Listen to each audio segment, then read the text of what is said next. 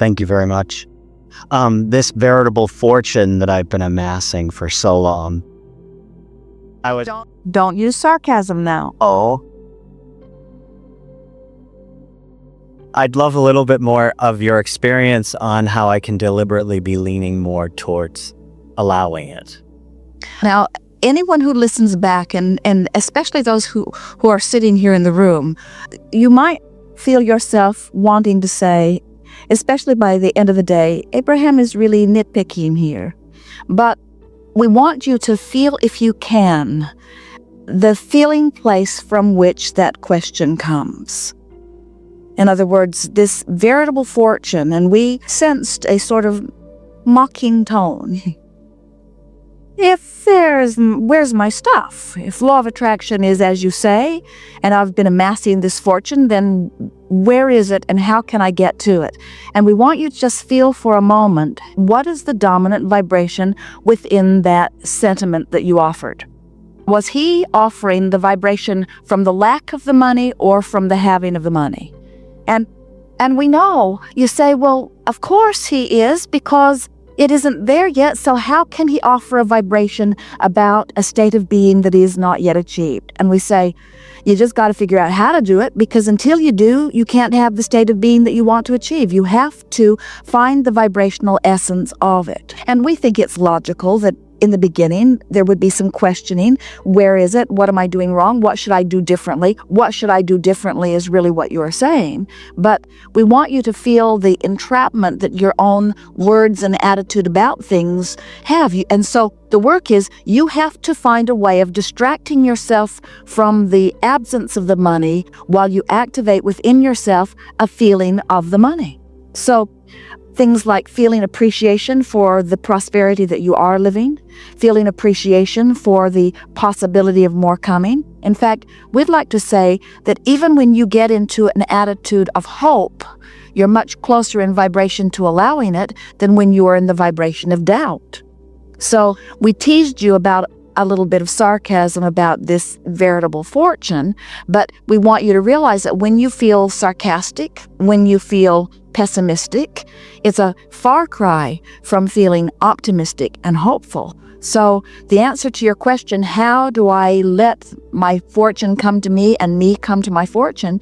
It's by pretending that it's already done, by taking pieces of the fortune and mentally expending it, by imagining how much fun it will be to have it, to enjoy the feeling of relief even before you have the actual reason to feel the relief, by caring so much about the way you feel that you guide your thoughts apart from the reality. And so sarcasm, we're really kidding you a tiny little bit about that, is further from letting it in than optimism or positive expectation. So feel the difference between saying, my money is really slow in coming. I'm starting to believe that it's in vibrational escrow for me, but I can't figure out how to let it in. Feel that sentiment, and then feel the difference between that and saying, it's going to be nice when I figure this out.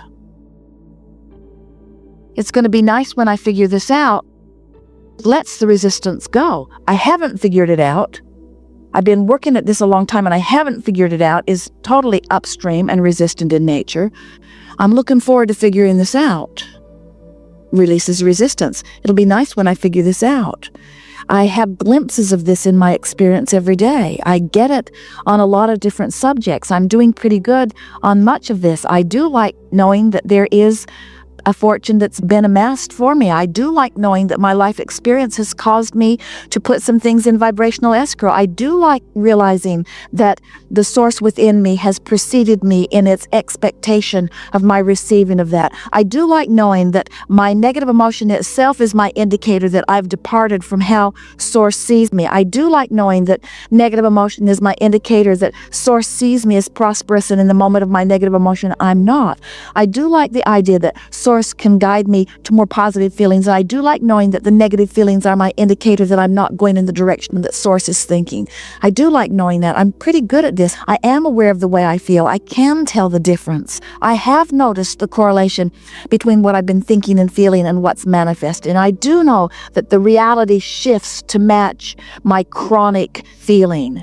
And I do understand that thinking something in the beginning that is different from what I've been thinking takes a little bit more focus. But I do know that when I focus a little longer, it gets easier and easier. And I do know that the longer I say something, then the easier it is to say it. And the more I say it, the easier it is for me to expect it. And I do know that expectation brings a different feeling. I do know the difference in the feeling of hope and the feeling of doubt. I do know the difference in the feeling of excitement and the feeling of discouragement. I can do this. I know I can do this.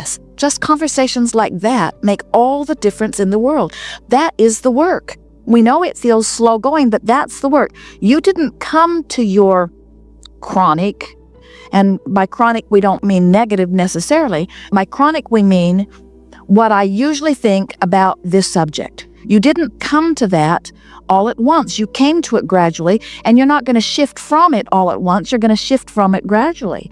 And if you want to shift from it all at once, you're not going to do it, and then you'll get discouraged. But if you expect to shift from it gradually and you do it, then you feel encouraged. So just one statement at a time, telling the story the way you like it, the way you want it to be. So this is the way we would tell your story. I have recently heard that there is a veritable fortune waiting for me in vibrational escrow, and I like how that sounds. And the idea of my life experience and what I'm living being the reason that it's there is really thrilling to me.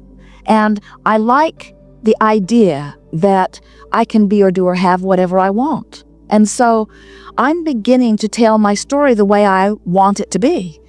I don't think that money is the path to happiness, but I don't think it's the root of all evil either. I think it is a route to freedom. I think that within more money, there are more choices, and in more choices, there is more fun.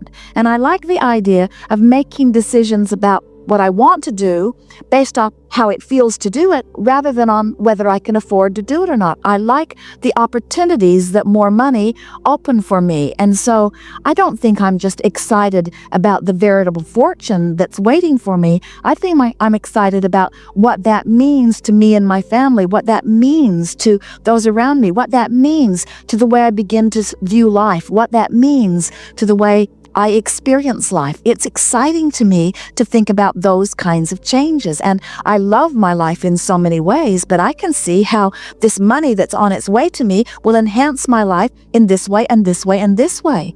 An extra $100 today would mean these changes. An extra $1,000 today would mean these changes. If I were allowing in an extra $100,000 this year, I would do this with it. If I allowed in an extra $500,000 every year, that would mean I would live over there. And that means I would drive that. And that means I would work.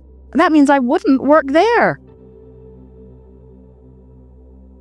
In other words, just play with it in your mind, envision. We've offered a lot of games, and the most productive game that we've ever seen. And we've watched a lot of people apply these processes.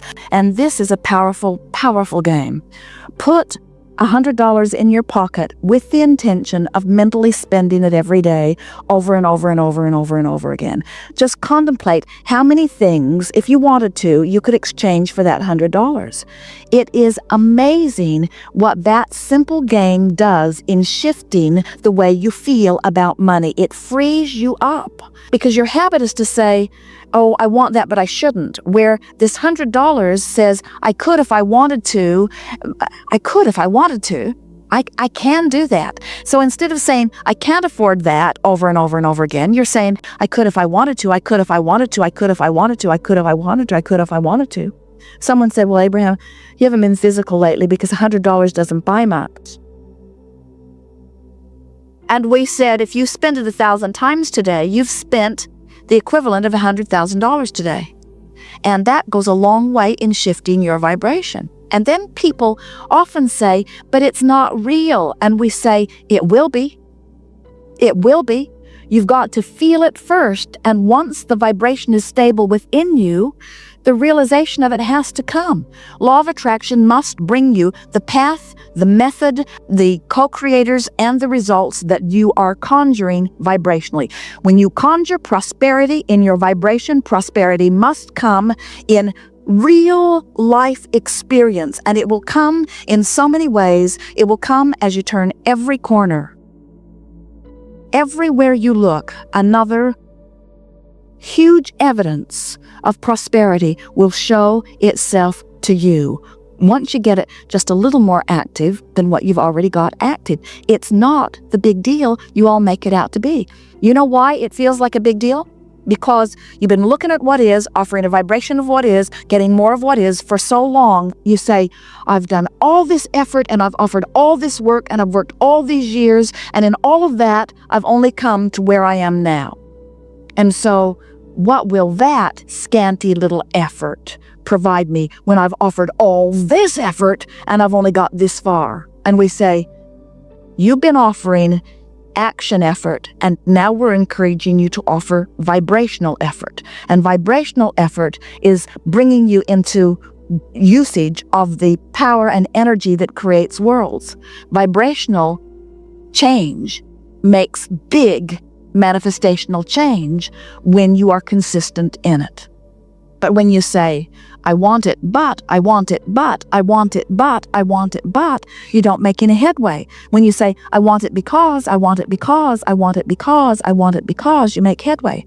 When you say, I believe I can do it, I think I can do it, I doubt I can do it, I'm not really doing it. I believe I could do it, I would like to do it, but I doubt I can do it, I'm not really doing it. But I'd like to do it, I really like to do it, but I can't do it because I haven't been doing it. But I'd like to do it, I really want to do it, but I'm not doing it. Hardly anybody does it. But I'd like to do it, but I want to do it, but it's hard to do it and I'm not making any headway. And I want to do it, but I don't know what to do. Then nothing changes. It's the same old mundane, chronic, vibrational habit of the way I feel. You have to use your willpower to focus your thoughts into a different storyline, you see. So you tell us now the story of your financial picture. All is well. That's what I can think through that whole conversation, that all is well. And I feel that inside. It feels so wonderful and so organic in a way. And I guess that's just my question. Is that part of the process? Because That's all of the process. that is the process. In other words, because as we said, 99% of all creation is completed vibrationally before you get the evidence of it. So it's like traveling from Phoenix to San Diego, and San Diego is where you want to be, but for most of the distance of 400 miles, you're not where you want to be. And if it frustrates you that you're not there, vibrationally speaking, you would just turn around and go back to Phoenix. You would never get there. But in terms of this physical journey from place to place, you say, well, I understand that journey, so I can make that. I can see my progress. I can see that with every mile I stay focused in that direction, that I'm getting further from where I don't want to be and closer to where I do want to be. And we say, so you keep the faith, because you have this evidence that shows you're getting closer, you're getting closer, you're getting closer. So unless you're walking, nobody gets discouraged about that journey. In other words, you don't get discouraged. You hold the faith. You hold the belief. You don't say, San Diego is an impossible dream. You don't say, San Diego is incurable. I've tried and tried and tried and tried and tried, and I can't get there.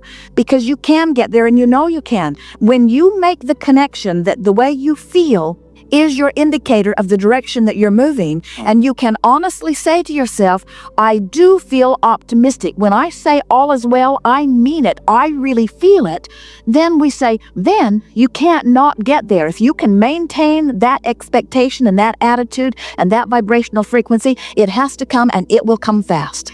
So you say, okay, I'm on my way. I've talked to Abraham, and Abraham went on way more than 68 seconds, and I got the feeling of the vibration of it, and when I said all is well, I really felt it. And then I looked at my real life situation, and I saw I wasn't yet in San Diego.